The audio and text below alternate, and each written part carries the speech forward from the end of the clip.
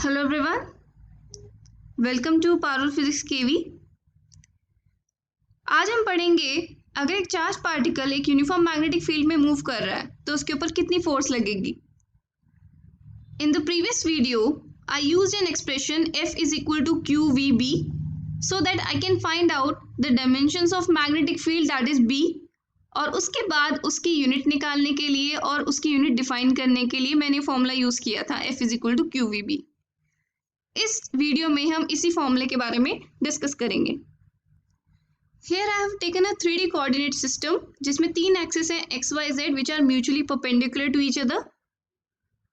और इस रीजन में मैग्नेटिक फील्ड एग्जिस्ट कर रही है जिसे मैं रिप्रेजेंट करती हूँ b वेक्टर से, जो y एक्सिस के अलोंग है। The direction of magnetic field is along y axis. This is my xy plane और इस xy प्लेन में मेरा एक चार्ज पार्टिकल q मूव कर रहा है with velocity v। Let us suppose ये जो एंगल बना रहा है मैग्नेटिक फील्ड वेक्टर की डायरेक्शन से वो है थीटा। तो इस v वेक्टर का x एक्सिस के अलोंग जो कंपोनेंट होगा उसकी वैल्यू होगी v साइन थीटा, और इसका जो कंपोनेंट y एक्सिस के अलोंग होगा उसकी वैल्यू होगी v cos थीटा। नाउ इसके ऊपर जो फोर्स लगेगी that force will be in upward direction and the force is F. This force experienced by the charged particle is directly proportional to first the amount of charge, जितना ज़्यादा charge होगा उतनी ही उसके ऊपर फोर्स लगेगी। Second, the magnetic field in which the charge is moving, जितनी magnetic field strength होगी उतनी ही उसके ऊपर फोर्स लगेगी। Third, the sign component of velocity with which the charge is moving, that is v sin theta। हम velocity का sign component लेते हैं इसमें। The more is the sign component of the velocity, the more is the force। अगर हमारा charge perpendicular move कर रहा है इसका मतलब उसके ऊपर ज़्यादा फोर्स लगेगी। तो मैंने यहाँ पे लिखा है that force is proportional to Q, F is proportional to B, F is proportional to v sin theta। तीनों फैक्टर्स मैंने लिख लिए जिसके ऊपर फोर्स डिपेंड कर रही है। ना अगर मैं इन तीनों को कंबाइन कर दूं I will get F is proportional to Q V B sine theta. अगर मुझे प्रोपोर्शनैलिटी हटानी है I will have to add a proportionality constant जिसकी वैल्यू होती है 1 in this case. So I will write F is equal to Q V B sine theta. This is the force experienced by this charged particle which is moving in a magnetic field with a velocity v।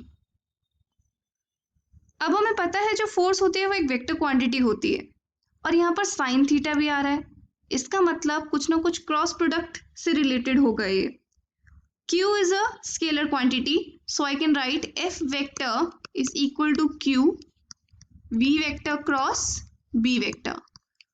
This is the vectorial form of the force which is being experienced by this charge। Now let's note down a few points। अगर हमारा C vector होता है cross product of A vector और B vector, in that case C vector A vector के भी perpendicular होता है और B वेक्टर के भी परपेंडिकुलर होता है। This is a very similar situation. यहाँ पर F वेक्टर फोर्स वेक्टर जो होगा वो वेलोसिटी वेक्टर के भी परपेंडिकुलर होगा और मैग्नेटिक फील्ड वेक्टर के भी परपेंडिकुलर होगा। ये आप इस कोऑर्डिनेट सिस्टम में देख सकते हैं कि जो फोर्स वेक्टर है वो B वेक्टर के भी परपेंडिकुलर है और फोर्स इसमें v वेक्टर के भी परपेंडिकुलर है like this. Second, if the charge particle is moving parallel to the magnetic field that is theta is 0। अगर हमारा थीटा 0 डिग्री है या फिर 180 डिग्री है, इसका मतलब हमारा चार्ज पार्टिकल या तो पैरेलल मूव कर रहा है मैग्नेटिक फील्ड के या फिर एंटी पैरेलल मूव कर रहा है मैग्नेटिक फील्ड के। I have represented this situation here. यहाँ पर जो चार्ज पार्टिकल है वो मैग्नेटिक फील्ड की ही डायरेक्शन में मूव कर रहा है। Then the force on this particle is given by F is equal to QVB sin 0 degree और 180 डिग्री। अगर 180 डिग्री इसका मतलब जो चार्ज है वो ऑपोजिट डायरेक्शन में मूव कर रहा है। देन sin 0 और 180 degree is 0। So the force on this charge particle is 0। इसका मतलब अगर चार्ज पार्टिकल मैग्नेटिक फील्ड के पैरेलल मूव कर रहा है तो उसके ऊपर कोई भी फोर्स नहीं लगेगी। अगर हम चाहते हैं कोई फोर्स लगे तो उसका कोई ना कोई परपेंडिकुलर कंपोनेंट जरूर होना चाहिए वेलोसिटी वेक्टर का। What if the charge particle is moving perpendicular to the magnetic field? उस केस में हमारा थीटा होगा 90 डिग्री। यहाँ पर मैंने सिचुएशन रिप्रेजेंट की है और चार्ज पार्टिकल हमारा एक्सिस के अलोंग मूव कर रहा है और मैग्नेटिक फील्ड मैंने वाई एक्सिस के अलोंग लगाई है। Then the force is given by QVB, sine of 90 and sine of 90 is 1. So I'll get F is equal to QVB. Now this is the maximum force that a charged particle Q can experience when it is moving with a velocity V in a magnetic field B. ये maximum force है जो इसके ऊपर लग सकती है। Fourth point, if the charged particle is at rest, मतलब वो मूव ही नहीं कर रहा है तो velocity 0 है, then the force experienced by that charged particle will be equal to QVB sin theta and velocity is 0 so force will be 0. इसका मतलब अगर एक चार्ज पार्टिकल स्टेशनरी है मैग्नेटिक फील्ड में then it will not experience any magnetic force. इसलिए हमने electrostatics में कभी मैग्नेटिक फोर्स के बारे में डिस्कस किया ही नहीं। Fifth point, moving charge is itself a source of magnetism. अगर एक चार्ज मूव कर रहा है तो वो भी एक तरह से एक सोर्स है मैग्नेटिज्म का। अपने आसपास के रीजन में वो मैग्नेटिक इफेक्ट्स दिखाता है।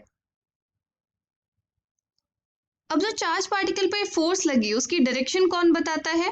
The direction of force is given by Fleming's left hand rule.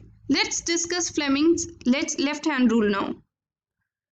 This is my Fleming's left hand rule. It says अगर मैं अपनी फिंगर स्ट्रेच करती हूँ, four finger, middle finger and thumb, if I stretch them such that they are mutually perpendicular to each other, ये आपस में mutually perpendicular हैं, in that case जो मेरी फोर फिंगर है it is pointing in the direction of magnetic field. और जो मेरी मिडिल फिंगर है that is pointing in the direction of motion of the charge particle and that charge particle is positive. Remember हम Fleming's left hand rule एक positive charge particle के लिए ही लगा रहे हैं। सो फोर फिंगर मेरी मैग्नेटिक फील्ड बता रही है डायरेक्शन और middle finger is pointing towards the motion of the positively charged particle. Then the thumb will give me the direction of force experienced by that charge particle. कौन सी finger किस factor को represent कर रही है उसे याद करने के लिए there is a very good trick. Let's write F on the thumb, M on the forefinger and C on the middle finger. Father, mother, child, F, M, C. Now F represents force, M represents magnetic field and C represents current. तो इस trick से I will never forget Fleming's left hand rule कि कौन सी finger किस parameter को represent कर रही है। This is the statement of Fleming's left hand rule. If we stretch forefinger, middle finger and thumb of our left hand in mutually perpendicular directions and if the forefinger is pointing towards magnetic field, the middle finger is pointing towards the direction of current, that is the direction of motion of positive charge. Then the thumb will point towards the direction of force. इस direction में, इस diagram में हम देख सकते हैं कि इस डायरेक्शन में करंट आ रहा है, उसी करंट के डायरेक्शन में मैंने अपनी मिडिल फिंगर रखी है और नॉर्थ और साउथ पोल के बीच में मैग्नेटिक फील्ड सेटअप है, उसी के डायरेक्शन में मैंने अपनी फोर फिंगर रखी है। तो इस कंडक्टर पे या फिर चार्जेस पे जो इसके अंदर मूव कर रहे हैं उनके ऊपर कहाँ फोर्स लगेगी? ऊपर की साइड फोर्स लगेगी। This is Fleming's left hand rule. आप यहाँ पर भी फ्लेमिंग्स लेफ्ट हैंड रूल लगा के देख सकते हैं। हम चार्ज का परपेंडिकुलर कंपोनेंट लेते हैं फोर्स निकालने में, तो परपेंडिकुलर कंपोनेंट के अलोंग मैं अपनी मिडिल फिंगर रखूंगी, इस डायरेक्शन में my middle finger will point और मैग्नेटिक फील्ड के डायरेक्शन में मेरी फिर फोर फिंगर पॉइंट करेंगी। Then you can find out कि जो थंब है वो मेरा ऊपर की डायरेक्शन में पॉइंट करेगा। This will give me the direction of force. So I hope आपको ये लेक्चर समझ आया होगा। That's all for now.